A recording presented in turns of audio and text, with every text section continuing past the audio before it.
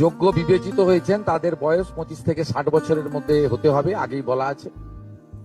কেন্দ্রীয় বা রাজ্য সরকার, কোন বিধিবদ্ধ সংস্থা, সরকারি আন্ডারটেকিং, পঞ্চায়েত, পৌরসভা, সরকার, সরকারি সাহায্যপ্রাপ্ত শিক্ষা প্রতিষ্ঠান অর্থাৎ শিক্ষক, শিক্ষাকর্মী,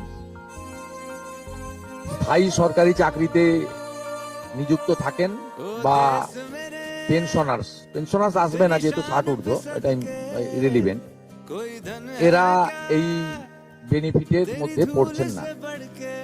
তাছাড়া যারা আয়কর প্রদান করেন, অর্থাৎ এখন আয়করের ঊর্ধ্ব সীমা হচ্ছে 12 লক্ষ টাকা বছর।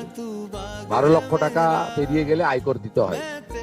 যে পরিবার আয়কর দেন, অর্থাৎ যার বাৎসরিক আয় 12 লক্ষ টাকা, সেই পরিবার এই কর্মসূচি অন্তর্ভুক্ত হওয়ার সুযোগ পাবেন না। এবং যে মহিলা নিজে 10,000 টাকার বেশি নিজে উপার্জন করেন মাসে, তাকেও এর বিবেচনার মধ্যে প্রাথমিকভাবে আনা হয়। কিন্তু এক্ষেত্রে যারা ক্যাজুয়াল, কন্ট্রাকচুয়াল, মানে বাড়ির পুরুষ মানুষরা, তাদের বাড়ির পরিবারের স্ত্রী বা অন্যরা বিবেচিত হবেন। যদি কোনো মহিলা, এটা একটি নারী অর্থনৈতিক সশক্তিকরণের স্কিম, সেক্ষেত্রে যিনি সরাসরি নিজে 10,000 টাকার বেশি উপার্জন করেন তাকে বিবেচনা করা হবে না। 25 থেকে 60-এর মধ্যে যারা 3,000 টাকার কম ভাতা পান, ধরুন উইডো পেনশন 1,500 টাকা এই মাস থেকে হয়েছে, গত মাস পর্যন্ত ছিল 1,000 টাকা, তাদেরকে হায়ারটা দেওয়া হচ্ছে, 3,000 টাকাটাই দেওয়া হচ্ছে অন্নপূর্ণা যোজনা।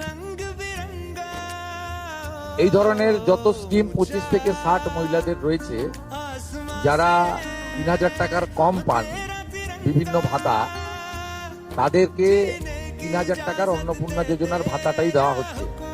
এক্ষেত্রে দুটি ক্ষেত্রে আমরা শিথিল করছি। একটা হচ্ছে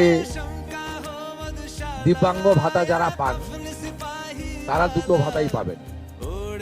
তারা দিব্যাঙ্গ ভাতা যেটা আগস্ট মাস থেকে 1,500 হয়ে যাবে, সেটাও পাবেন। অন্নপূর্ণা যোজনা 3,000ও পাবেন, শুধুমাত্র ফিজিক্যালি চ্যালেঞ্জদের ক্ষেত্রে আর পিএম কিষাণ সম্মান নিধির ক্ষেত্রে। এই দুটি ক্ষেত্রে আমরা এটাকে শিথিল রাখছি। এছাড়াও এর আগে যেটা অনেক মহিলার নাম বাদ চলে গেছিল, 3 কক্ষ বিশিষ্ট বাড়ি, এটা গ্রামের ক্ষেত্রে এক্সাম করে দেওয়া হয়েছে। গ্রামের ক্ষেত্রে কোনো বাড়ির সংখ্যা রাখা হয়নি, শিথিল করে দেওয়া হয়েছে। অর্থাৎ গ্রামীণ এলাকার মহিলারা এবারে আরো বেশি সংখ্যায় সুযোগ পাবেন। তাদের ক্ষেত্রে, গ্রামীণ ক্ষেত্রে 3 কক্ষ বিশিষ্ট বাড়ি, যেটা জুলাই মাসে ওই ক্রাইটেরিয়াটা থাকার কারণে অনেকে বঞ্চিত হয়েছেন, এবারে আর বঞ্চিত তারা হচ্ছেন না।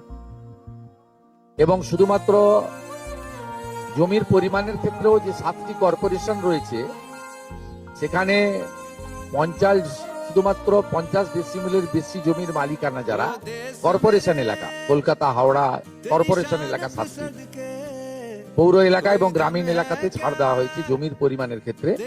এর ফলেও আরো অধিক সংখ্যক মহিলা, গ্রামীণ মহিলারা বিশেষ করে, এবারে আপনার অর্থ পাওয়ার ক্ষেত্রে সুযোগ পাবেন।